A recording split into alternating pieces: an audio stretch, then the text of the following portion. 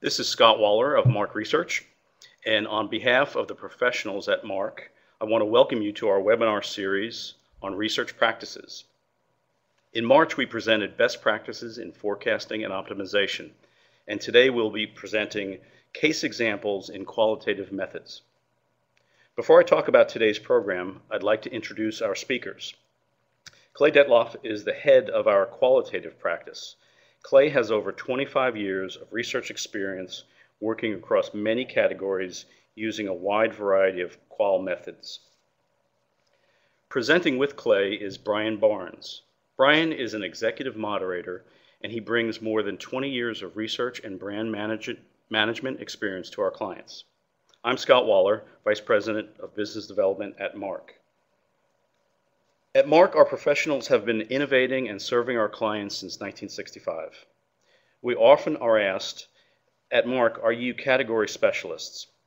As you can see in this slide, we work in a wide variety of sectors, from healthcare to consumer products. Today's cases will include retailing, consumer applications, dining, and also a quick look at a specific healthcare application if time allows. So rather than category specialists, we describe ourselves as method specialists. Those methods include segmentation, forecasting, social media, new product testing, brand research, and market landscape research. And today, the method we will focus on is qualitative. Before I turn it over to Clay, I want to mention several housekeeping details. As you might see, we have a poll question regarding how your organization uses online qualitative. If you would, please look to the lower right of your screen and vote. The question is, how often does your organization use online qualitative research? Always, frequently, occasionally, or never? Just if you would, take a quick moment to vote with those radial buttons, and we'll move on. Thank you for your voting, by the way. Just a few details, as I mentioned. We will send each of you today's presentation at the conclusion of the presentation. If you'd like to share this webinar with a colleague, it is available on our website now. At the conclusion of Clay and Brian's remarks, we will have a full question and answer session. You can submit questions through the webinar connection throughout the presentation. And any questions we can't get to during the webinar, we will gladly answer individually. Also, we will be awarding a Flip high-definition digital camcorder to a random attendee who tweets about the webinar during the event or by 5 p.m. Pacific time today. The Twitter hashtag is listed below, and we look forward to seeing your tweets. So let me turn over today's program. Over the next 40 minutes, our presenters will talk about several key ideas to get the best insights, to select the best techniques, and they will demonstrate in case examples how methodologies can work together to get outstanding research results. So please welcome Clay and Brian with several interesting cases and compelling ideas. Clay? Thank you, Scott, and hello everyone. Much of our presentation is going to be centered on fielding research using multiple qualitative methods. But if you think about it, our discussion today is really about developing the best qualitative research design that will answer the questions you need answering. We want this presentation to trigger some new ideas or ways of thinking about qualitative work that will help you attain your own objectives. In order to keep this as relevant and as real-world as possible, most of our discussion today is going to center around previous work we have done, and as Scott mentioned, we're going to present it in a case study format. As we begin to talk about qualitative work in today's session, one of the first things to emphasize is that the ultimate design and methodology or methodologies we want to use in a study should be driven by the objectives of that study. Here are some possible objectives we've defined for presentation purposes, but there are multiple subsets and other areas that could be considered. Looking at product innovation, we might want to understand such things as new product development or prototype testing. And for example, when thinking about communications research, you might need anything from developing a broad communications strategy to concept testing to a very specific website evaluation. The second thing to keep in mind in the qualitative world these days is the large number of qualitative methodologies now available. If you look in the funnel we've displayed, you can see many of them presented there. Every methodology comes with its own unique set of strengths and unique set of weaknesses. If we look at bulletin boards, because respondents come in at their own convenience to participate in bulletin boards, the platform is an excellent way to capture their thoughts and opinions in greater detail.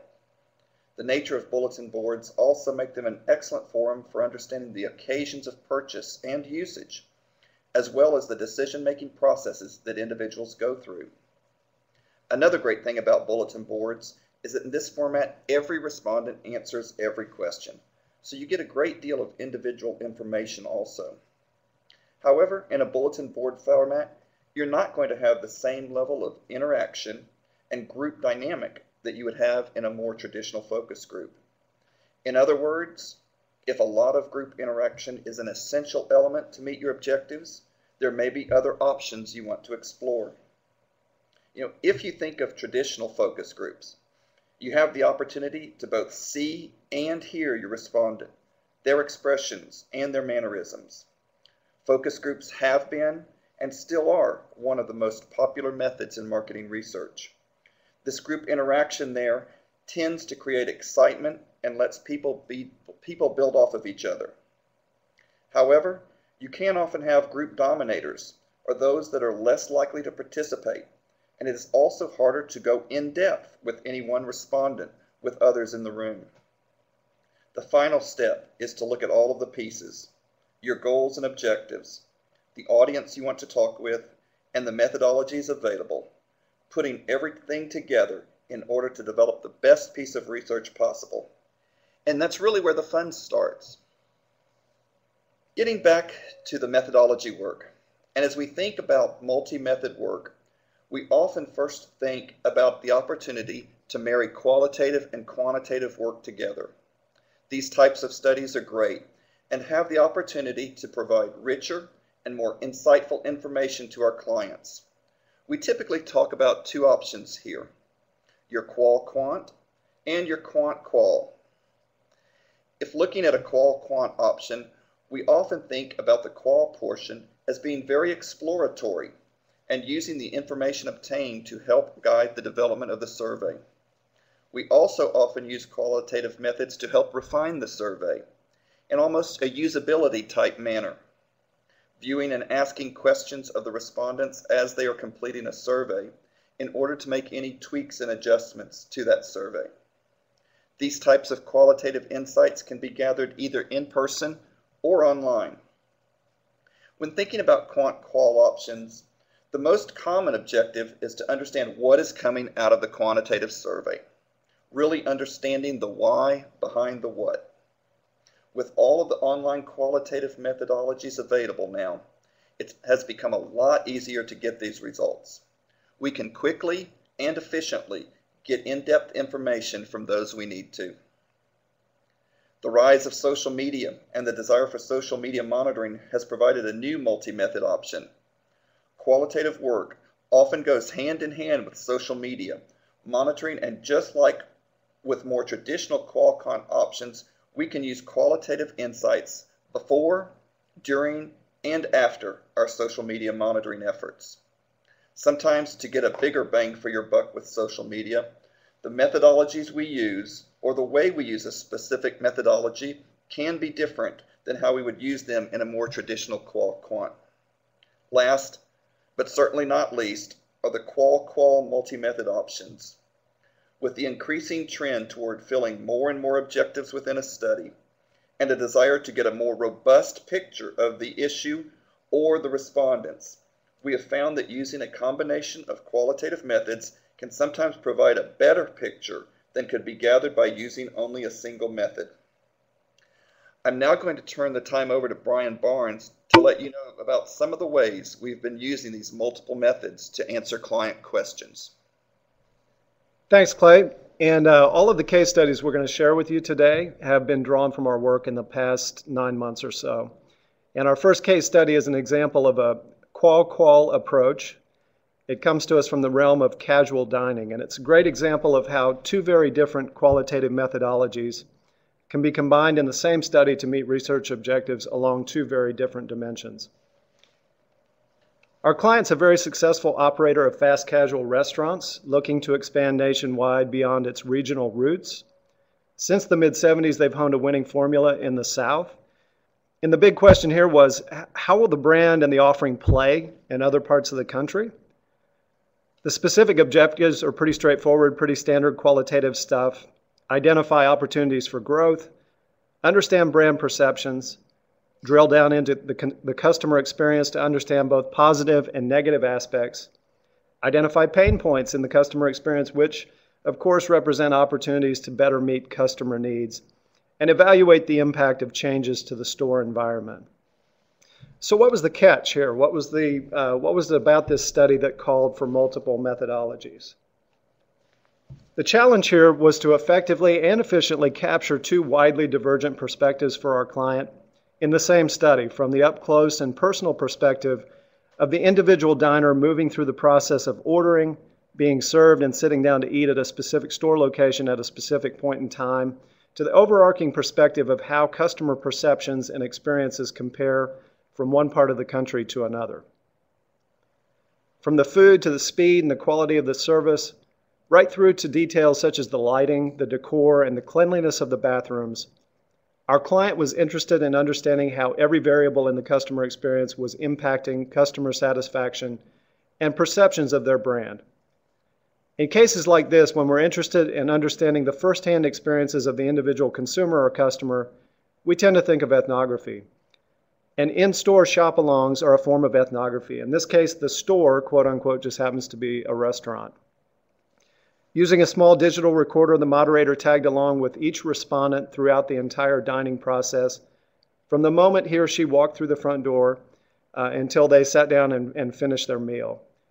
In addition to predefined questions touching on every aspect of the customer experience, the moderator was able to observe and probe on the customer's actual behavior. And it's this ability to observe and probe on actual behavior that's the key benefit of ethnographic research such as this. Additionally, these types of interviews are, one, respondent-driven. The respondent really drives the conversation. Number two, they take place in a real live setting where the researcher can see, hear, smell, touch, and yes, even taste the same things as the respondent. And three, they take place in a natural context as opposed to an artificial setting such as a focus group facility. So respondents are reacting to real-world actual cues, not artificial stimuli. However, on the other hand, there are practical limits to how widely this approach may be used. So in order to pick up the broader geographic perspective, we turn to online bulletin boards, which are a convenient way to quickly and efficiently obtain a large volume of in-depth feedback from widely dispersed respondents. Although bulletin boards do not allow for us to observe respondent behavior firsthand, they do allow for probing on respondent comments, and they are longitudinal, meaning they take place over a period of time, typically a few days. And during that time, we can give assignments to respondents. We can send them to retail to make observations or even buy something. We can ask them to use a product. We can even ask them to go eat at a particular restaurant, which is what we did here. And then the next time they log into the bulletin board, they can report back to us about their experiences in detail while they're still fresh in mind. In the end, it was the combination of the two methodologies which allowed us to meet the business needs set out by the client for consumer understanding on both micro and macro levels. In-store interviews are a great approach and produce immensely rich and very granular and actionable findings. However, had we conducted only these types of interviews, we would have been left wondering whether or not we could generalize the findings. Bulletin boards are also a great approach and generate a huge volume of thoughtful and comprehensive feedback. However, had we conducted only bulletin boards, we might not have fully appreciated what folks were talking about in every case because we couldn't observe firsthand. And I'll give you some examples of this. For example, some people, as they were going through the process of getting their food, they couldn't find the silverware, quote unquote.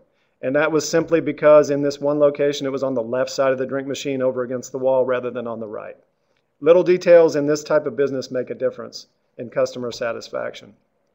Other people didn't notice the menu boards didn't pop out to them because they blended right in with the color scheme of the wall, and that was something that you could observe firsthand, the reasons for why they were not seeing these.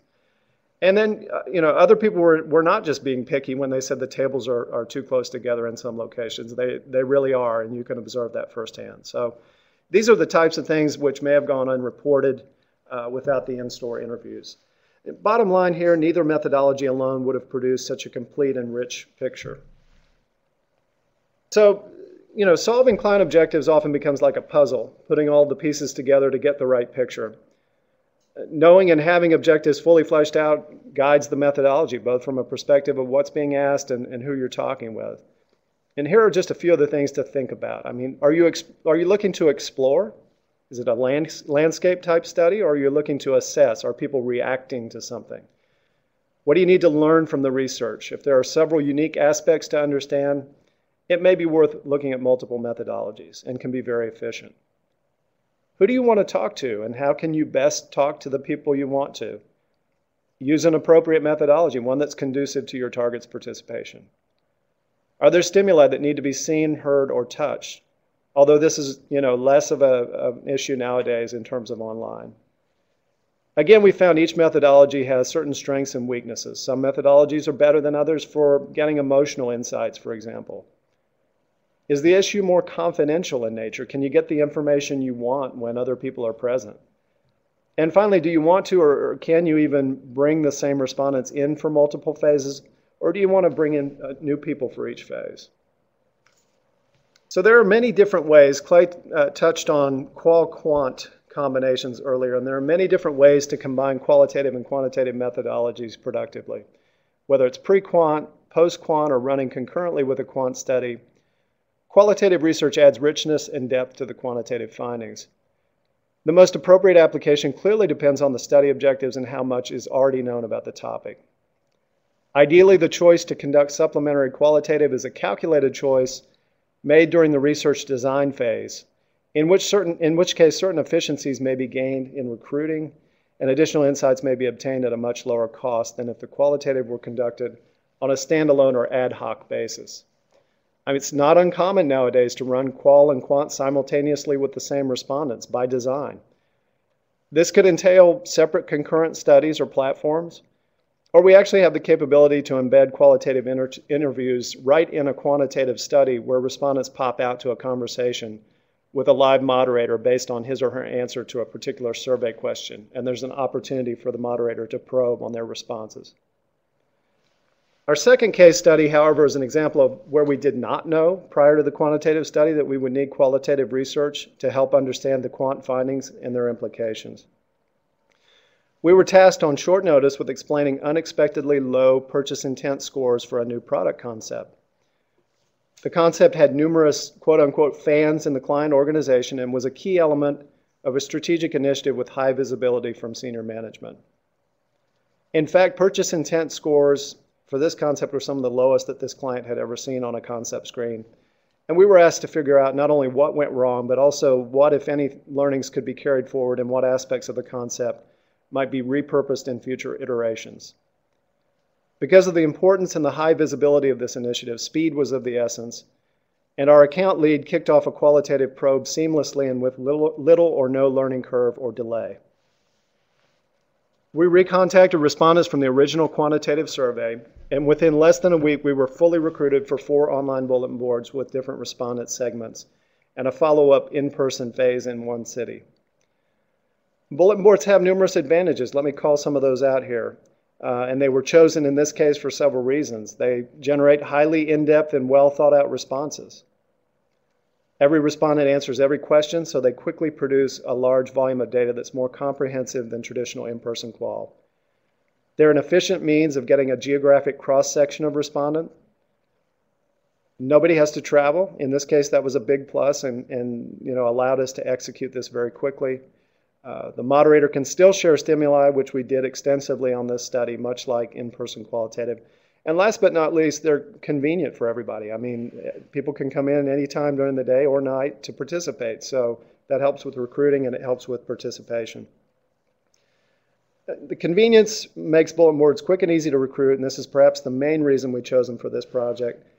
And we really needed to gather feedback as quickly as possible. So bottom line, we were able to meet our clients' need for quick yet unplanned and comprehensive feedback because of our integrated client-centered approach and the resources and methodologies we're able to bring to bear.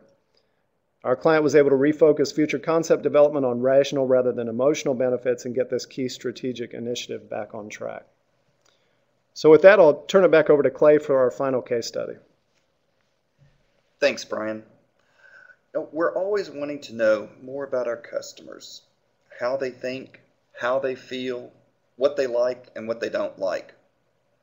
For many CPG clients, there's often an added hurdle in gaining this understanding because they can be one step removed from their customer. People are buying their products at a place that is not directly under their control. In the case we're about to look at, our client wanted to better understand the interactions and relationships that their customers or end users had with their different channels as a whole, and with their products specifically. In total, we examined over 6 different channels, first looking at the strengths and weaknesses of each channel individually, and then comparing and contrasting the different channels. Since we wanted to make sure we had an understanding of the channel and not just our brand users, the sample consisted of category users with a subset of users of our brand. The research objectives could be broadly defined as identifying the overall strengths and weaknesses of the different channels in consumer shopping behaviors, understand the importance and place the category has within the channel, and then understand the impact and appeal of category promotions within that channel. The challenge was to gain both a broad stroke of the channel as well as to conduct more detailed, specific deep dives on particular areas.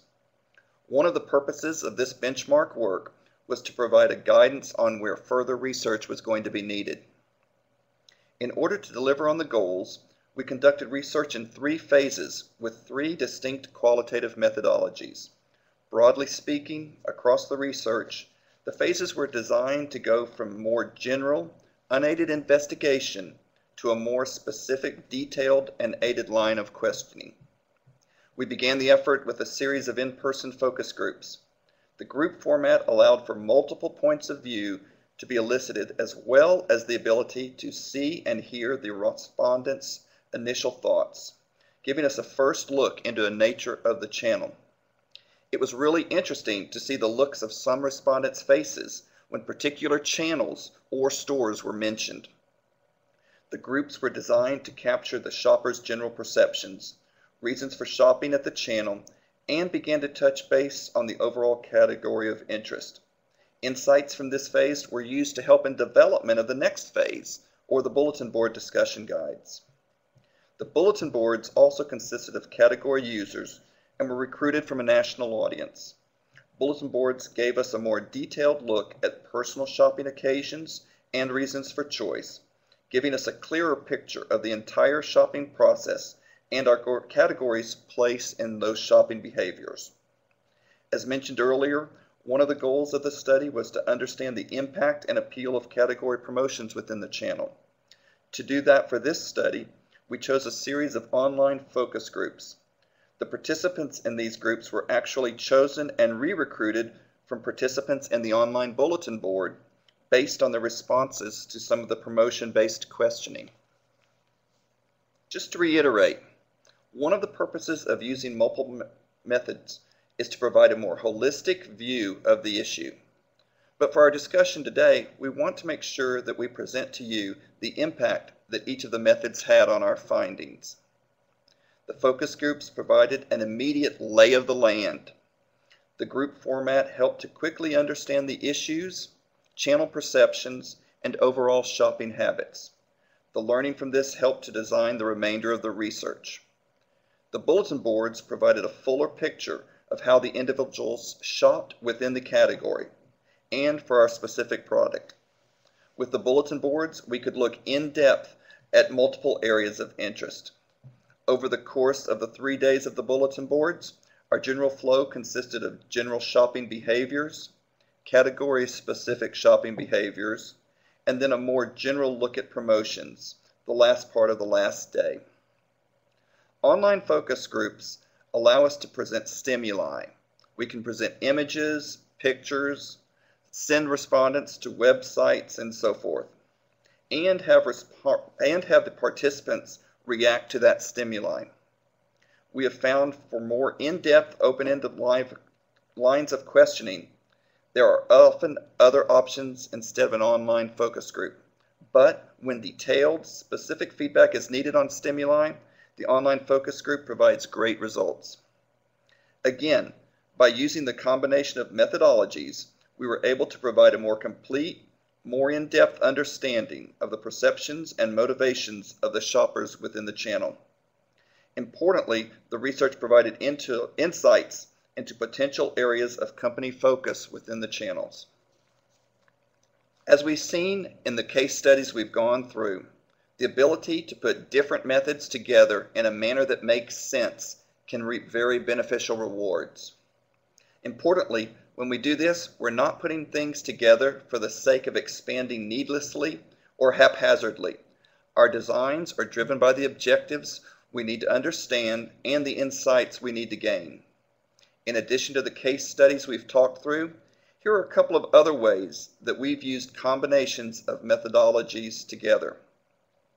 With one study, we conducted in-person one-on-one interviews and then sent the respondents home with a flip camera to record actual usage occasions with the product.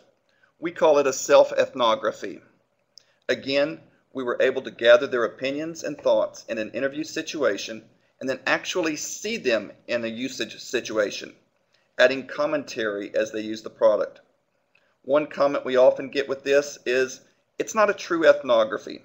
And true, it's not what we would consider a full ethnography with a trained anthropologist. But again, we know what the strengths and the weaknesses are of the method, and we can use it to help build our learning of the subject matter. Another good way to use two methodologies is to enhance or supplement in-person work with a national component.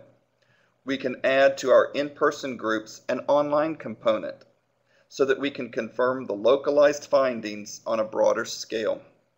Oftentimes, this serves as a great disaster check or gives us the opportunity to discover small nuances that can impact our findings. Another great example of using two methods is some recent work we've done in the healthcare area. We needed to understand how a particular condition and medication was handled within the doctor's office. One component of the work was to talk with physicians and nurses together in an interview to understand how they'd work together for a specific issue, their respective roles, their handoffs, trade-offs, etc. We then conducted separate online bulletin boards with physicians in one group and nurses in the other to dive deeper into their own thoughts, perceptions of the products, and roles. Just a few final thoughts to leave you with. Every methodology has unique strengths and unique weaknesses. Knowing these is important in developing the right research framework. There are trade-offs to the different methodologies, and you really can't just substitute one method for another. Multi-method research is a viable means of providing in-depth understanding of an issue or issues, regardless of whether your interest is in consumer products and services, restaurant or retail, finance, healthcare, or technology. We're not saying that multi-methods are always needed, but in the right situation, you can often get a fuller, more complete understanding of the issue if you think about multi-method research to answer the problem. Finally, whether you are thinking about qual-quant engagements, quant-qual engagements, qualitative coupled with social media, or qual-qual together, there are numerous ways to put different methodologies and techniques together. Imagination and creativity really set the limits of what is possible. I'd like to thank everyone for joining us today, and now I'm going to turn the time back over to Scott. Thanks, Clay. During the presentation, we received many great questions, and we welcome more. Before I start to go through those questions, as you're seeing the screen in front of you, obviously, Well, perhaps it's not obvious, but I want to point out that Mark, rather than put its money into professional photography and wardrobe, we're plowing those savings back into the proposals we generate. So just want to make sure you realize that when you see these attractive photos in front of you. Our first question is for Clay. Clay, you mentioned bulletin boards in several cases. What are the key differences between bulletin boards and online focus groups? Okay. Basically, bulletin boards are conducted over an extended period of time, typically 2 to 3 days, and respondents come in at their own convenience. With a bulletin board, you tend to get highly in-depth and well thought out responses. Bulletin boards are a great format for understanding the occasions, whether it's usage or purchase, that respondents go through, and the decision-making processes they go through. Online focus groups, on the other hand, occur in real time, much like a traditional focus group, but they are done online. Online groups are a good platform for getting a wide range of opinions and perceptions, and a good platform for having a quick response to stimuli. You can also use webcams in an online focus group in order to see the respondents in their more natural home setting. We kind of call it the Brady Bunch effects. Both of these methodologies have several things in common, though. You can save money on travel costs. It lets you get a national or international sample easier. You can get responses from all group members. You also can show stimuli, as we mentioned earlier, including pictures, videos, or websites. And with every online methodology, you have a virtual back room so that clients and other observers can view the sessions. Thanks. And this question for either Clay or Brian. You mentioned social media briefly. How does Qualitative work with social media in your experience? I can go ahead and take this one. Qualitative works with social media in several ways. I would say first and foremost, the information being gathered is really conversations in some form or format. And we look for key mentions and themes as conversations trend within selected reader platforms. A part of social media monitoring, these conversation themes are then quantitatively analyzed for volume, dispersion, and sentiment. Second, we can use qualitative work to supplement social media in a couple of ways. One is by conducting upfront exploratory work in order to help guide our social media monitoring efforts, looking for where do we go, what do we listen to.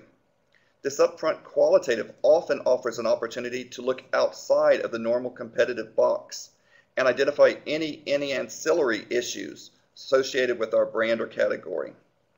Another way to use qualitative along with social media is when a trend is identified, recruit like-minded respondents into a session to do a deeper dive behind the trend. Thanks. This next question I'm going to give to Brian. An interesting question. Brian and Clay, if you want to add in, what makes a good moderator? What are your opinions on that?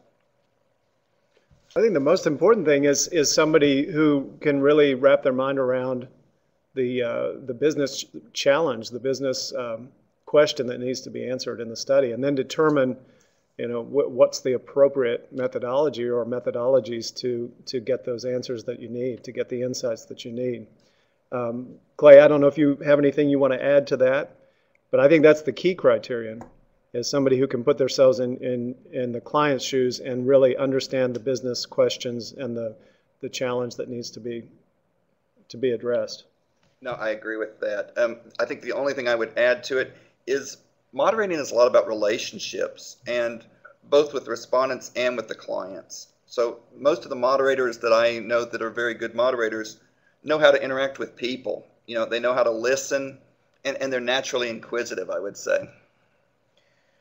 Just one note on the poll question. I wanted to give an update on that.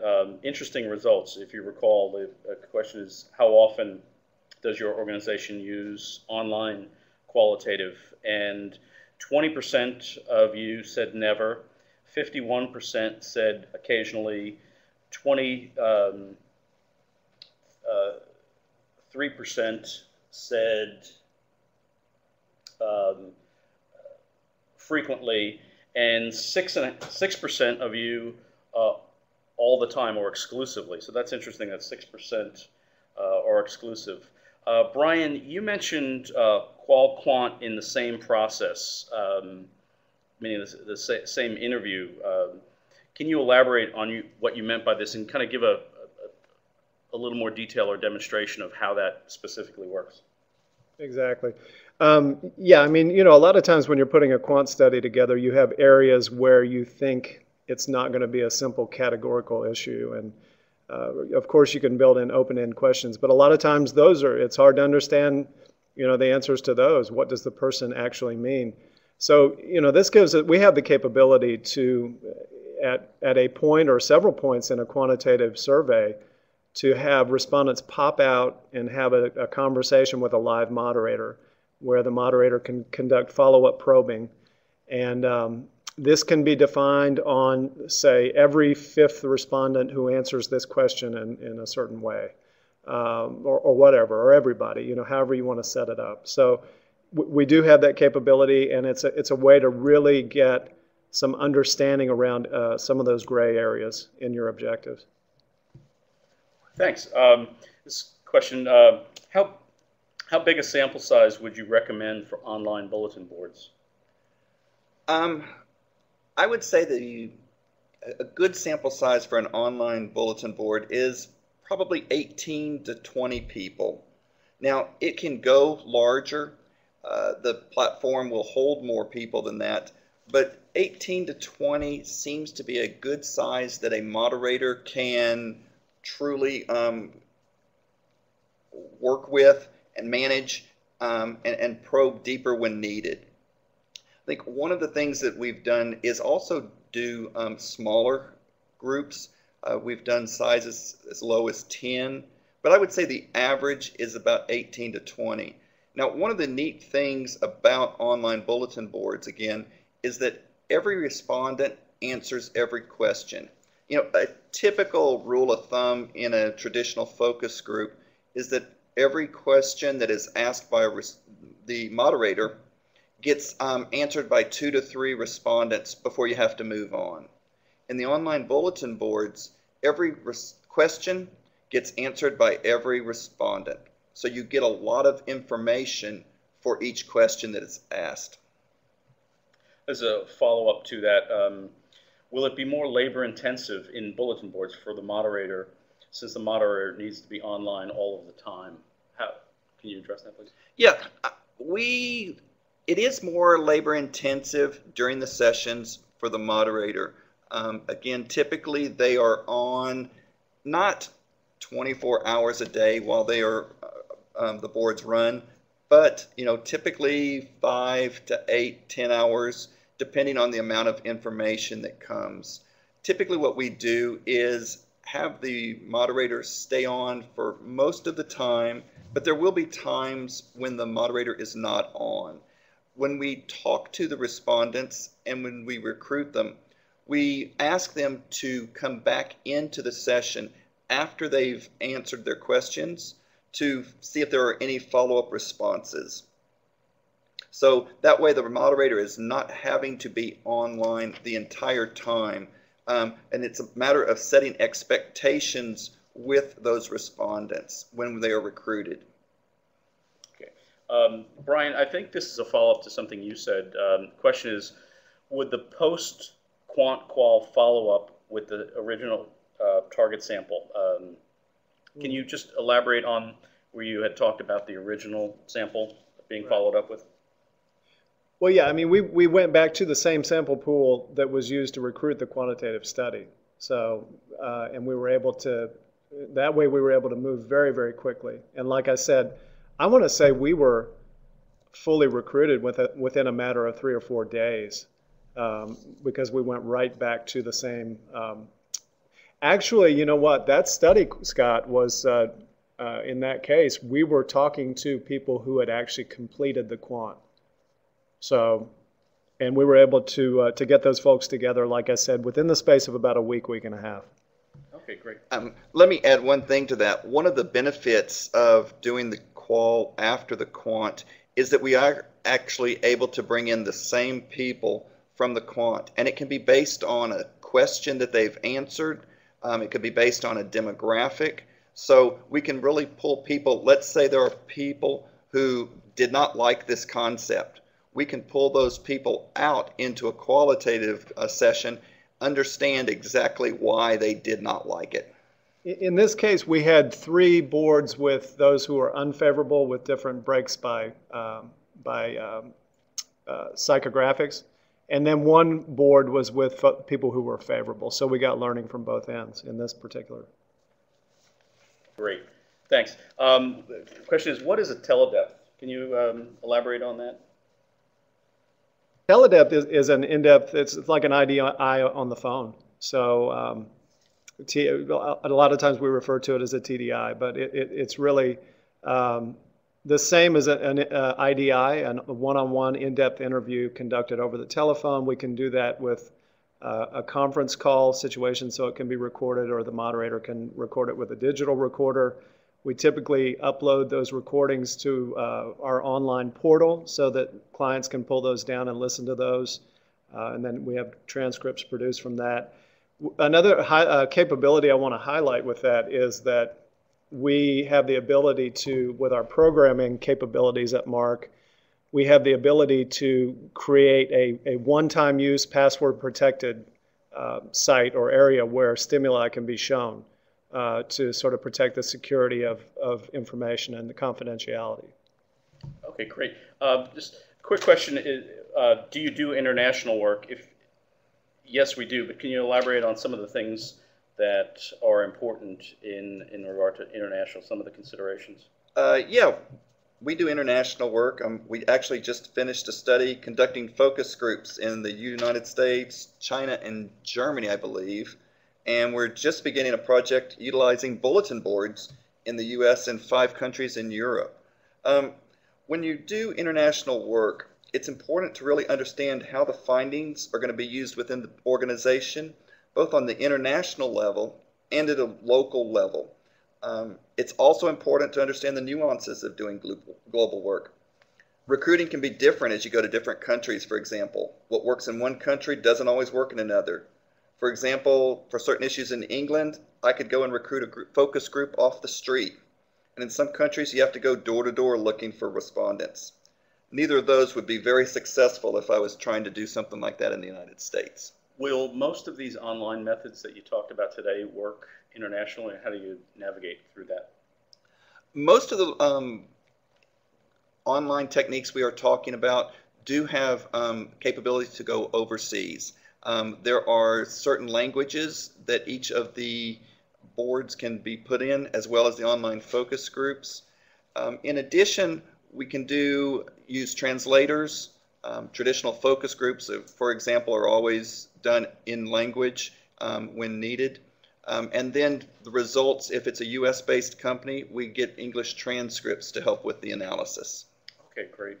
Do you have, another question came in, do you have any experience with short-term online communications, i.e. 1 week or so turnaround in some of these? Yes, we've got a couple of things that we can actually do and have a very quick turnaround. A lot of the time that is involved in qualitative research is in the recruiting. The methods itself, we can get a session done and get results of some kind within the next day often. Again, that depends on the methodology, and you have to take that into consideration when you're choosing the methodology. A lot of the time, again, is spent up front recruiting these people. If it's an easy recruit, we're able to get those people quickly. We can do it in a shorter time. One of the things that we did not bring up is the idea generator. Can you just describe how that is working, what that is and how that's working? Yeah, we've got a brainstorming and ideation package. It's a platform. It's done online, though it can be done in person. And it's an opportunity to have respondents come in, again, typically about 20 respondents. They come in, they are able to give their ideas, And the idea is, as a typical brainstorming, you get as many ideas as possible. Then we look to develop themes or ideas and have the respondents prioritize those themes and ideas so that at the end of the session, you really have very strategic, actionable items that you can go on. We found it extremely successful because in an online environment, you don't have the problems with anonymity and confidentiality. People are willing to share more. The platform lets people see others' responses, and they're able to build upon those responses.